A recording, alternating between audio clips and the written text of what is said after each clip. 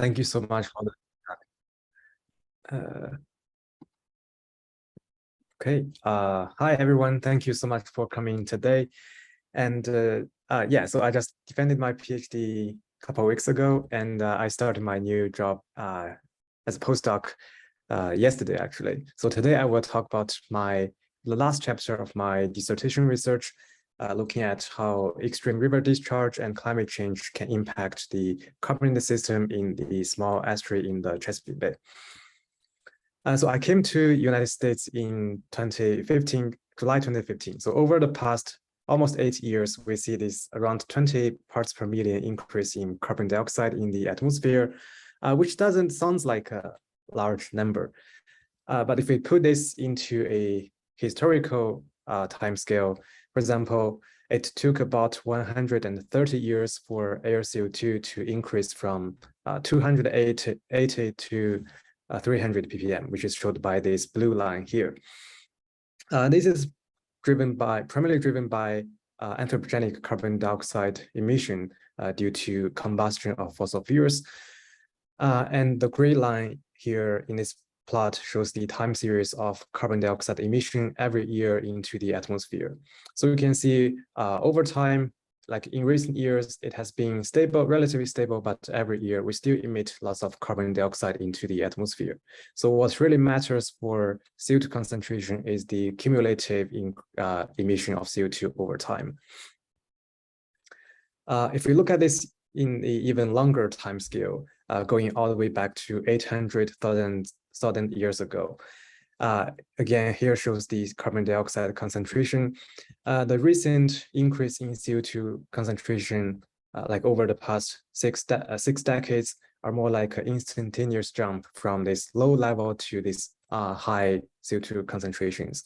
Actually, the contemporary CO2 concentration are the highest since around 3 to 5 million years ago. So this causes lots of issues like climate change, including increasing temperature and increasing ocean acidity. And my dissertation, I focused on this ocean acidification, specifically looking at how different drivers can impact the carbonated system of the estuary. So one of the most important systems in the ocean is the carbonate system, which plays a key role in controlling the pressure of carbon dioxide in the atmosphere, potentially can help regulate the temperature of the planet. Since Industrial Revolution, about 30% of the anthropogenic carbon dioxide has been absorbed by ocean. So this causes lots of changes in the CO2 system. So one way to measure the changes are to look at the different CO2 system variables, such as dissolved inorganic carbon, DIC. This includes all different carbon species in the ocean, and then alkalinity, which is an indicator for the ability of the ocean to buffer the change due to this extra CO2, and pH, which is a more familiar parameter we use, is used in this related to the CO2 system. So the schematic here shows the pH scale with 7 being neutral, with pH equal to 7 being neutral, and the lower value of pH indicate that the solution is more acidic, such as lemon juice. And in North America, the river water is the pH is really around 6.5 to 8.1, and the ocean water is around 8.1. And today I will focus on another variable, which is called calcium carbonate saturation state, omega. So calcium carbonate is a mineral used in calcifying organisms, such as oysters. Its saturation state, omega, is defined by this equation, the product of the concentration of calcium ion and carbonate ion divided by their effective solubility. So there's a very important threshold. When omega is greater than 1, means the condition favors calcium carbonate precipitation. If omega is lower than 1, means the condition favors dissolution. So so like oysters, they don't really like these low omega conditions because potentially they may spend more energy to maintain their shells. With the increase in air CO2, we could have more carbon dioxide in the water. So once there's more CO2, this CO2 can consume carbonate ion. So in other words, under high CO2 conditions, the carbonate ion concentrations will be lower, so omega values will be lower. That's why when we have higher CO2, this will decrease omega. So that's what's going on in open ocean. Like the long-term change is driven by increasing air CO2. In coastal water, anthropogenic CO2-induced acidification can be either exacerbated or mitigated by local processes, especially those physical drivers such as estuarine circulation and also the river terrestrial input. Because in different regions, the local physical biogeochemical processes that impact the CO2 system can vary quite a bit. So it's very important to study coastal acidification at a local scale. My study site is the Chesapeake Bay, which is located on the eastern coast of the United States. Here is a map shows the bathymetry of the Chesapeake Bay.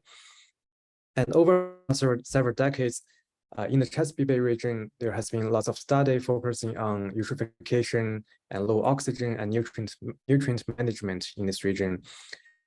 And over the past several years, more and more study has been emerging, looking at the carbonate system in the Chesapeake Bay. What's really interesting here is that, so in Chesapeake Bay, oyster industry, shellfish industry is very important, especially in those shallow sub-estuary scales, which is like, for example, marked by this rectangular here. CO2 system variability is particularly pronounced in smaller tributaries. This region are relatively shallow and are important sites for shellfish aquaculture and also oyster restoration. And they could be more susceptible to coastal acidification due to this terrestrial input. My study site for this chapter is the York River estuary, which is shown by this map here in the center. So here is the York River. It is located in the Virginia's Middle Peninsula, which is the newest NOAA habitat focus area. So this means that to work with partners to focus on building support for wetlands, oyster restoration, and fish habitat assessment. So in this region, oyster aquaculture restoration are both very important. Yeah, so in the Chesapeake Bay, there are many different drivers that can impact the CO2 system. For example, we have these physical drivers, including tide circulation, which I don't want to talk too much today. Today, I will focus more on this river input. So in the Chesapeake Bay region, river inputs are naturally low in pH and particularly low in omega. So when we have lots of freshwater discharge, it's very bad for like oysters because they don't like low salinity water, and also because this additional freshwater input from the rivers can bring in low omega water. So the water is more acidic compared to the bay water. In addition to these physical drivers, we also have biogeochemical drivers. One of the most important biogeochemical processes that can impact the bay CO2 system is related to nutrient inputs. For example, those excess nutrients from agriculture industry can fuel algal bloom at the surface. This process takes up carbon dioxide, so making the water less acidic at the surface. However, once those dead cells of phytoplankton sinks to bottom, during this process, bacteria can decompose those organic matter and release CO2 back into the water, so making the deep water more acidic. So this is one of the most important biogeochemical driver impact the CO2 system. Other drivers like wetland, sediment can also play a role in controlling the CO2 system variability, but I won't talk too much about those today. So in addition to the previous drivers I mentioned, if we look at long-term change, like this overarching global change can also be very important to Chesapeake Bay CO2 system, including this increasing air CO2.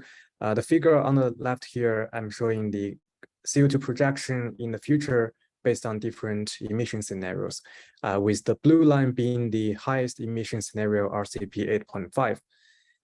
So actually, unfortunately, we are kind of like tracking this blue line at least to mid-century based on some recent analysis.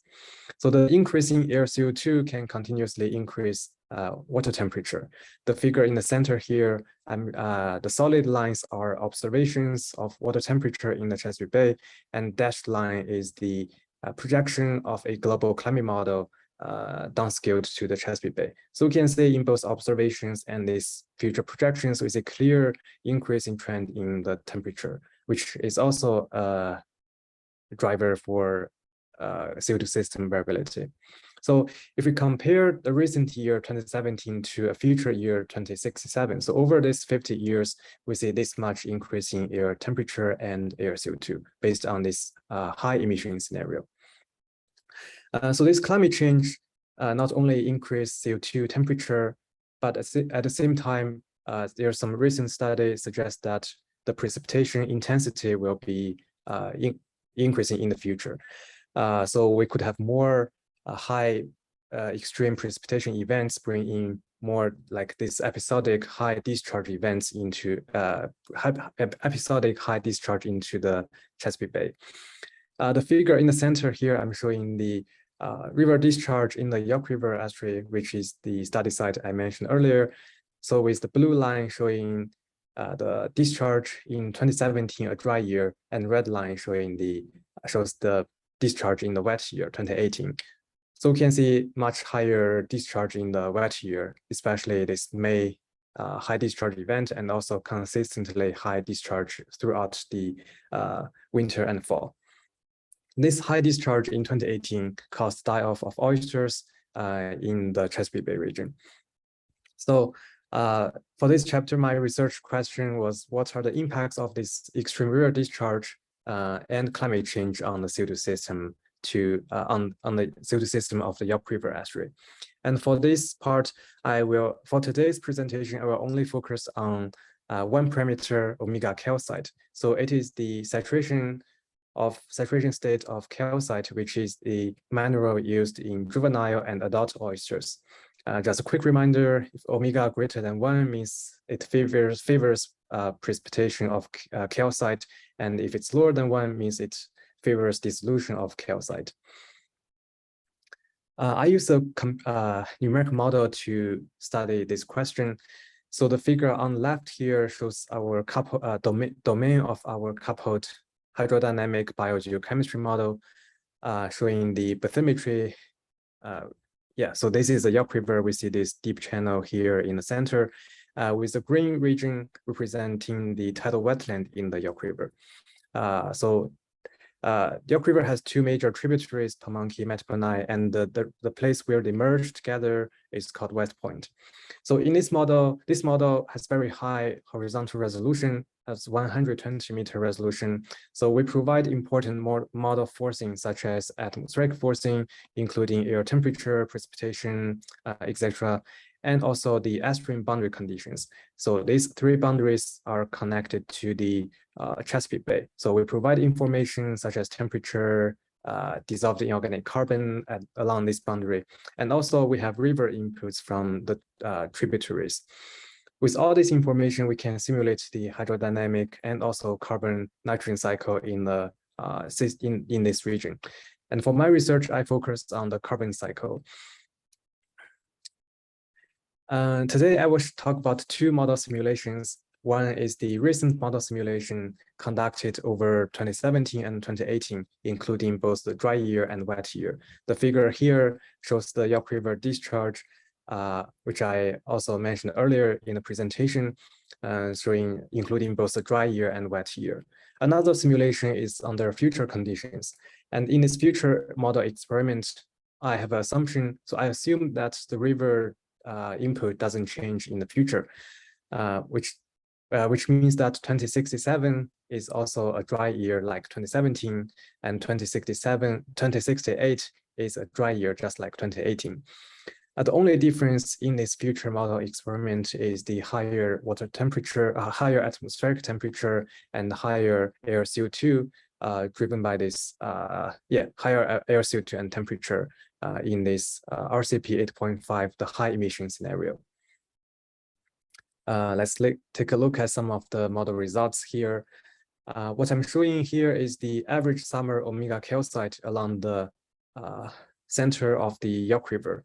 So on the y direction is the depth, and on x direction is the distance from West Point. So West Point is where the two tributaries merge. So basically on the left side is the fresher side where we have lots of freshwater input. On the right side is where the York River is connected to the lower Chesapeake Bay.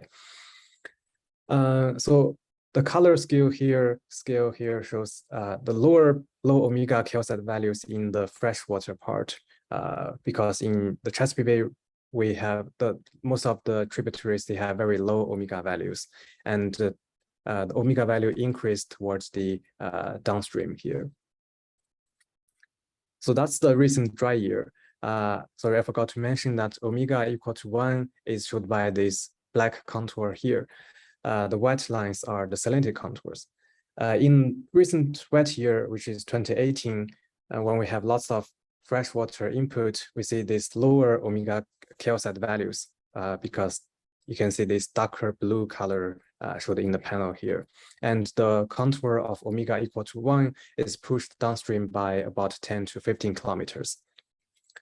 In the future, if you compare the left two panels, top left is the recent dry year, and the top lower left is the future dry year. So the only difference between these two panels is that in the future we have higher air CO2 and temperature. This higher CO2 specifically decrease omega calcite. You can see this overall lower omega calcite values along the estuary. The lowest values of omega is found in future wet conditions. So we have both climate change impact and also this high river discharge. This we can see this overall almost the entire York River has omega calcite value lower than 1 in the future wet conditions. Another way to look at this is the average change in omega calcite in the summer. The same x and y axes are the same as previous slide. The color here represents the change in omega calcite. With warmer color means reduction in omega calcite, means the system becomes more acidic. So top left panel here shows the reduction in omega calcite due to flow conditions in recent years. And the lower left panel shows the reduction in omega calcite due to increase in air CO2 and temperature. So we can see the year-to-year variability in omega calcite is almost equal to the maximum reductions here is very similar to the maximum change due to climate change over 50 years. However, their spatial patterns are quite different, with climate change, like increase in air CO2 has greatest impact on omega calcite in the lower estuary. Another thing I want to point out is that in the future, if we have the same high flow conditions, we see this slightly less reduction in omega calcite compared to the recent wet and dry conditions. So in the future, the same high flow conditions cause slightly smaller reduction in omega calcite. However, because of the long-term chronic increase in air CO2, the background omega calcite will be much lower in the future. So even though future high discharge cause smaller reduction in omega, the overall omega value is lower in the future. Yeah, so like for example, in the future, both climate change and high flow conditions cause this very high reduction in omega calcite throughout the estuary. Finally, I just want to summarize the presentation using this area I defined, which is called a suitable habitat for oysters. So here in this plot, there are a couple different colors. You can neglect the white part here in the center. That just means these regions are too deep for oysters to live. The green area shows the region with suitable omega conditions and the suitable salinity. So with omega greater than 1 and salinity greater than 10. In this orange color, means salinity is fine, but omega calcite value is too low. And the red color means both salinity and omega are too low for oysters to live. So we can see in recent dry years, these oyster reefs in the York River are well protected from this very low omega calcite waters. In recent wet years, only the upper part of the oyster reefs could be exposed to this low omega water showed by the orange color. In the future, in the future dry year where we have much higher CO2 level, we see that overall the upper part of the oyster reefs could be exposed to these low omega waters. And in future wet years, the upper part of the oyster reefs could be entirely engulfed by this low omega water, and the lower part of the oyster reefs could still be exposed to these low omega waters. So in summary, in recent high flow conditions and future climate change over 50 years, they cause very similar maximum reductions in omega calcite. So which means we see large interannual variability in these shallow systems. And in the future, the same high flow conditions cause smaller reductions in omega calcite, but overall omega is at a lower level due to increase in air CO2. And oyster reefs in the lower York River, they may still be protected from low omega calcite in future drier years, but likely not in future wet years. The good news is that I did some other model tests. The lower York River recover very quickly from this high discharge event, so which is potentially good news for those oyster reefs in the lower York River. And this study has some implications. We looked at the carbon system at scales that are relevant to Chesapeake Bay's oyster industry and restoration, and this potentially could provide information on these challenges that they face today and will likely face in the future, specifically like what the omega conditions might be in the future. With that, I'd like to say thank you and take any questions. Okay. Great. Thanks for that talk, Fei. Just as a reminder, I have a few questions here, but if anybody else has any questions, to please go ahead and type them in the question box now, and I can go ahead and ask them to Fei. So for the first question, you mentioned for your model with the future wet and dry years that you held the riverine discharge constant. Is that expected to change at all as climate change continues, or is riverine discharge, at least for this region, going to remain pretty stable as climate change continues? Yeah, that's a great question.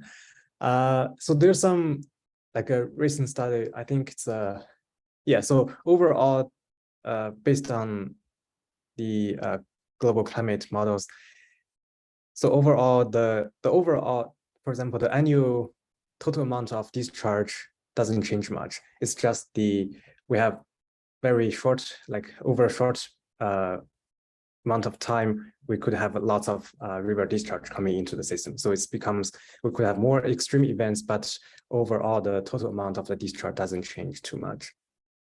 Yeah. Great. So another question here was on your figure showing changes in omega saturation state. It seemed that the region with the most amount of change was kind of more like, you can see here, there's kind of that like hot spot in the middle of your figures. Yes. Do you have any idea of kind of why that's happening in the middle of the river like that? Yeah, so that's also a great question. So the river impact, when we have lots of river from this side, we could expect more reduction in omega calcite toward the upper stream. However, because in the upper stream, carbon ion concentrations is already very low, so we wouldn't see much reduction in omega calcite. It's kind of like a hotspot here because in this region, we have it's closer to the river end and also have enough carbon ion to reduce. So so that's why in this region we see the greatest reduction in omega calcite caused by high river discharge. Is that answering? Yeah. Yeah, great. last question I see here is, so for your future projections, when you're talking about changes in oyster habitat, and how calcite's dropping there, um, so your projections were for, like the late 2060s. This may be a difficult question, but how kind of far into the future do you think it would be until those reef habitats are really seeing like more severely low saturation state? Like, if you have an idea of that kind of time frame of when they're really going to kind of be in trouble there. Yeah, because I didn't run continuous model simulations. So if we could run more like continuous simulations over the next like uh like couple, maybe next 5 decades or something like that, that can really tell when we see that. Another way to look at this is maybe run every 10 years we run this model simulation, because it's very computational expensive to run the model continuously. So I think based on this analysis, I think if we look at 50 years in the future, future dry conditions could be fine. But if in, yeah, it's really those large interannual variability can really push organisms living closer to their limits. Yeah. Okay, great. I don't see any other questions. So thank you, Faye, and I'll turn it over to Abby now. Thank you.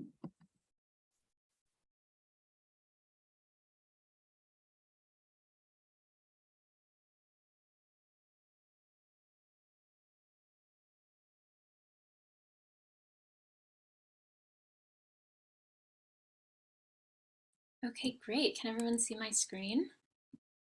Yep. Great, thanks, Anthony. Well, hi, everyone. Thank you so much for joining me today. As Kristen mentioned earlier, my name is Abigail Sistai, and I am a PhD candidate at the Virginia Institute of Marine Science. Typically, my research focuses on the effects of climate change-related stressors like ocean warming and ocean acidification on marine invertebrates. But today, I thought we would talk about something a little bit different that hopefully is still exciting and relevant to the Maycan audience. As many of you, I'm sure, on the call are familiar with, as scientists, as people interested in climate change, one of the great struggles of doing climate change research is translating that research for a broader non-scientific audience. And that's something that I'm hoping to address with some of my research. And today we're going to talk a little bit about my experience translating ongoing laboratory research into a form that's appropriate for classroom lesson plans. And before we get started, I just want to start by acknowledging everyone who helped make this work possible. This really was a feat that took a whole bunch of people. So I want to start off by thanking the VIMS Marine Advisory Program, specifically Lisa and Bethany, as well as some partner teachers that we worked with, Sarah Beam and Megan Begley, as well as the Virginia Sea Grant Communications team who helped put all of this work together, and all of the members of our science team who helped carry out the actual research we were hoping to translate. And of course, our funding sources, the American Lobster Institute, NOAA, and NSF. So getting started, in 2019, our lab started a research project that was focusing on understanding how American lobsters responded to ocean acidification and ocean warming throughout their life stages. But as a group of scientists, we thought it was very important that we were able to translate that ongoing research into a classroom environment. And that became a main tenet of the work that we did.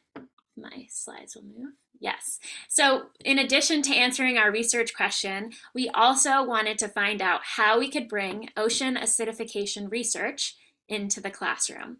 And today I'm going to talk a little bit about the steps we took to do this work, which hopefully can inspire other scientists, educators, or just people who are interested in climate change education to do this work on their own as well. So I have here 8 steps that we took in our project to translate our research to a classroom environment. And I've called them here steps towards a successful education outreach project, because we believe that these steps were essential to making our work successful. Now, I'm going to be going through each of these steps throughout the course of the presentation, but right away, I kind of want to break them down for you into 3 groups. The first is our pre-project preparation. Just like we would never start a research project without planning it out in advance, we thought it was really important that we had an idea of what we wanted to do to create this outreach work ahead of time. The next few steps focuses on actually developing the outreach materials that we hope to use. And finally, disseminating these materials so that they could be used by a broader non-scientific audience. So jumping right into the first step, we thought it was important to brainstorm the opportunities to create an outreach project that was specific to our ongoing research, but still exciting and relevant for a classroom audience. And we landed on 3 primary areas of interest. The first is that our project focused on the commercially and culturally important American lobster. We thought that many students in middle school and high school classrooms would be familiar with lobsters, whether they were regionally located where that fishery is, or if they're closer to the mid-Atlantic in Virginia, like we all are, they probably have at least seen or maybe tasted lobster before. We also found that because our research touched on so many different topics, it was a great opportunity to create a diversity of educational materials. So for example, our research focused on ocean acidification, but we also had aspects of lobster life history, ecology, and more. And finally, we really benefited from the availability of real-world data.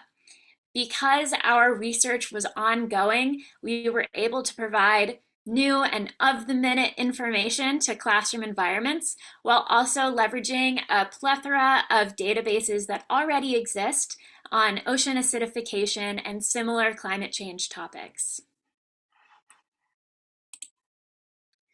Once we had an idea of what made our project unique, exciting, and applicable to a classroom environment, we decided to start consulting professional educators. While all of the scientists on our team are experts in their field, none of us are experts on how to teach science in a middle school and high school classroom. And we wanted to make sure that the materials we developed as a part of this project were actually useful and applicable. So our first step was to approach Lisa and Bethany as a part of VIMS's Marine Advisory Program.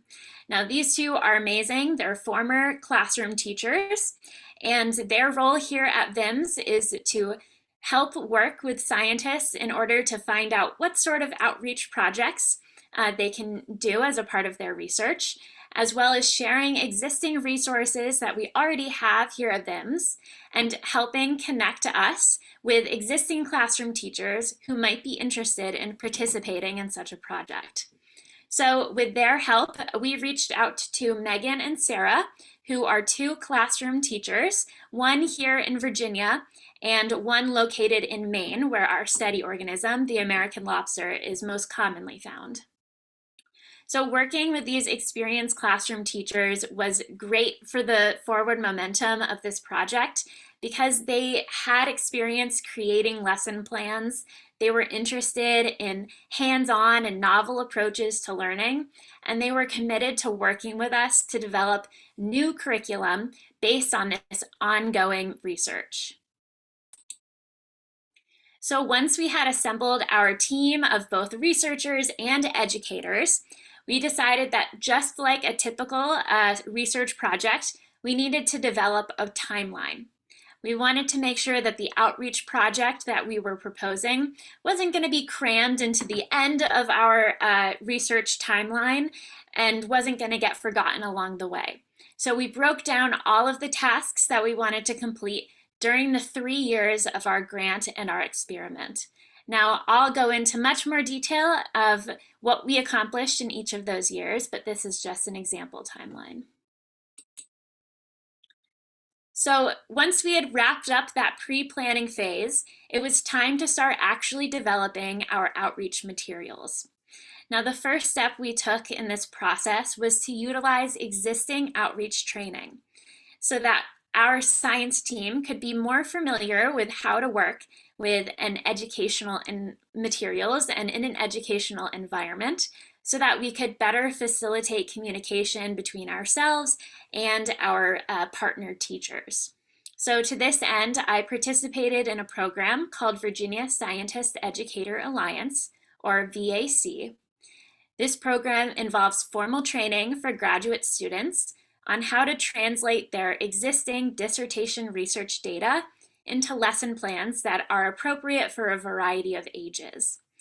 We learned as a part of this training how to make our lesson plans fulfill the standards of learning that are required by our state here in Virginia. And those lessons plans were then pilot tested by classroom teachers so that we can make the appropriate edits and publish these lesson plans to ensure they can be used by classroom teachers across the country and across the globe. Once we had an idea about how to create lesson plans, we thought that the best way to move forward would be to invite our partner teachers, Sarah and Megan, here to VIMS so that they could actually participate in the experiment and research aspect of this project. This teacher research internship lasted a week.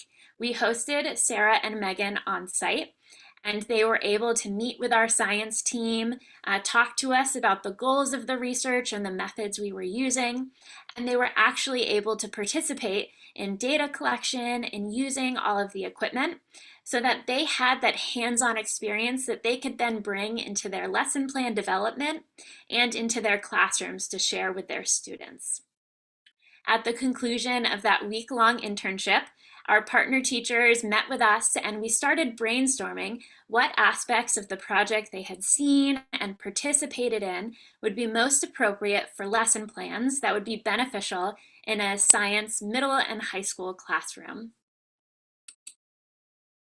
At that point, we let our partner teachers loose and said, you do what you do best and help us develop some lesson plans.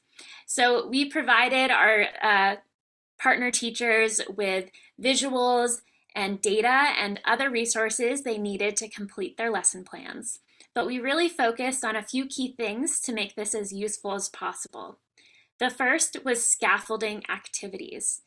This meant that a teacher who was interested in teaching about ocean acidification or lobsters could take our entire suite of approximately 7 lesson plans and use them in a classroom throughout an entire semester or for a whole unit. Or alternatively, they could pull out one lesson that was the most useful for their classroom or to fulfill a single standard of learning and complete that lesson without feeling like they needed everything else to have their students understand what to do. We matched the different research areas that we had identified as interesting for classrooms with those standards of learning. And we utilized pre-existing resources and very accessible platforms to make them. For example, all of our lesson plans are hosted on Google Drive, which is very commonly used by classroom teachers in our area. And we also utilized data on ocean acidification, water quality, and experimental design for students to use as a part of these lessons. So on the slide here, I have an example of a few of the lesson plans that our partner teachers developed. We have information on bathymetry of the Gulf of Maine, climate change, water quality, and experimental design as a few examples. So you can kind of see that these cover very diverse areas, but when taken all together, they reflect the goals of our research project. Now, it was super important to us that we put all of these lesson plans together in a form that was digestible by as many people as possible. And while our goal was to have these lesson plans utilized in classrooms, we wanted the information that we were sharing to be accessible to a much broader group of people. So to that end, we requested support from our Virginia Sea Grant communications team, who kindly came into our lab and produced photo, video, and written content. They interviewed all of the scientists and our partner teachers on camera, and they compiled these interviews as well as our lesson plans into an ArcGIS story map. This visual framework was published on social media, on the Sea Grant website, and a few other places so that the most possible people could see it and use it if they were interested. So this video is just a sample of going through that story map. And as you can see, there's a variety of photos, embedded videos, and you can even click directly to the lesson plans that are a part of this project. So once we had developed this suite of educational materials, we wanted to make sure that this didn't just sit on a shelf and go unused, but it was actually useful in a classroom environment. So we hosted a regional teacher workshop at VIMS, where we invited classroom teachers who were interested in new lesson plans and hands-on activities to bring to their students. These teachers were able to meet all of the members of the science team, as well as our partner educators, and we did hands-on demonstrations of a handful of the lessons that were developed as a part of this project. Additionally, we brought out microscopes and samples of some of the lobster eggs and larvae that we had collected as a part of the experiment, so those teachers could have a hands-on experience that they could then share with their students in the classroom, hopefully making those lesson plans even more exciting and salient to the students. So with that being said, I want to kind of wrap up by returning to the steps that we took for a successful education outreach project, and specifically touch on some of the key lessons that we learned as a part of this process that can hopefully inform you if you're interested in developing educational materials out of ongoing research projects. The first and most important lesson that we learned in this project was the importance of developing ongoing long-term partnerships with formal educators. By taking this approach, we were able to make the most successful lesson plans that were actually applicable in a classroom environment. Hear the critique, the ideas, and what was exciting from a formal educator, and get around the barrier that not every scientist knows how to translate their work to a new audience. By working with these partner educators, we've been able to then approach them again and again for ideas and assistance, for new projects, and for brainstorming potential outreach activities for future grants as well. The next key lesson that I want to talk about is exploring options to let both students and educators in on the action. So when I say that, I'm talking mostly about hands-on opportunities to engage in science. We were able to do this in person with our partner educators and the teachers who attended our regional teacher workshop by allowing them to use the microscope to look at our samples, or in the case of our teacher internship, allowing them to participate in the data collection process. I think these opportunities allow teachers to feel more connected to the lesson plans and present them in a more exciting and understandable way to the students. Additionally, by utilizing our visual framework in the form of our story map, we're allowing students to kind of also get a hands-on experience, even though we can't host every interested student in our lab. Finally, I think the importance of disseminating your educational outreach products is just as important as the time and care that goes into developing them. Because without properly sharing those materials, there's no guarantee that they'll actually get any use and increase the general understanding of climate change science. So we utilized a variety of networks to share our outreach products, including social media and the Virginia Sea Grant website. But we also published our lesson plans on Bridge, which is a climate change education database. So finding and utilizing the sources that teachers already enjoy using to share your materials is of utmost importance. And by developing our long-term ongoing partnerships with educators, we're also able to leverage that word of mouth in getting our materials out there and getting feedback so we can continue to improve them. So I want to thank you for your attention today and encourage you to keep working on your climate change science education and outreach. And hopefully some of these steps can inspire you, assist you to do that work yourself. So on the left side of the screen here is a QR code. If you're interested in seeing our story map in full, you can just scan that code. And I've also included my contact information. If you're a scientist interested in learning more about this work, or a teacher who wants more information on how to use these lessons in your classroom, please reach out. And with that, I'll take any questions. Great. Thank you, Abby. So I have a couple questions here, but also just a final reminder to anyone, please put your questions in the question box if you have them. So our first question is, what grade levels did you kind of specifically target, or did you take kind of a broader approach so your lesson plans could be adaptable to a range of grade levels? Yeah, that's a great question. So originally, our classroom teachers who worked with us teach mainly high school science. But the lesson plan that I developed as a part of the Virginia Scientist Educator Alliance training was specifically targeted to a middle school audience.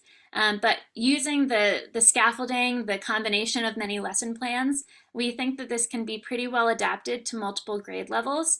During our teacher workshop, we had a variety of grade levels from late elementary school up through high school. So there's definitely interest in using this, and I think teachers have the experience to start adapting that for their classroom needs. Great. Next question is, have your lessons plans been implemented in the classroom yet? And if so, how did students respond to them? Yeah, so I was contacted by a teacher in California who used one of our lesson plans and had me speak to their classroom, and that was a great experience. I think the kids were really excited, especially with the photos and videos of lobsters. That's always exciting. And we know our partner teachers have used these lesson plans in their classrooms successfully. And I know of at least one other who I'll hopefully be traveling to in person to visit their classroom who's also using these lesson plans. So we know of at least a few success cases where this has been useful so far. Great. Last question I see here is, were there any common kind of pitfalls that you encountered that you could speak to for anyone maybe trying to start something like this themselves, as kind of things to look out for or keep in mind in that respect? Yeah, I would say the most important, most common is underestimating the amount of time that education and outreach projects take. It is a full undertaking, and it's why I kind of emphasize the importance of doing the pre-planning and thinking about disseminating your work. Being partnered with the VIMS advisory program and our partner teachers was super helpful for this because they know what to expect and they helped us move forward. But if you're interested in doing something like this and doing it right and effectively, it takes a lot of time. Right, great. Thank you. I don't see any other questions here, so I'll turn it back over to Kirsten to wrap us up. Thanks, Anthony. Thank you, Abby, and thank you, Faye, so much for sharing your research and your lessons learned from your lesson planning with Maycan today. We really appreciated your involvement and your interest. And we hope we'll be posting this webinar, as soon as we get the recording done, probably in the next week or so, if people want to go back and look at it. And Abby, I'd like to get your resource link as well to add to that information when it goes out. So I'll follow up with you shortly about that. But our next webinar is coming up March 30th, focused on marine CDR in the Mid-Atlantic, and we hope you'll join us for that as well. So thanks everyone for coming today and have a great day.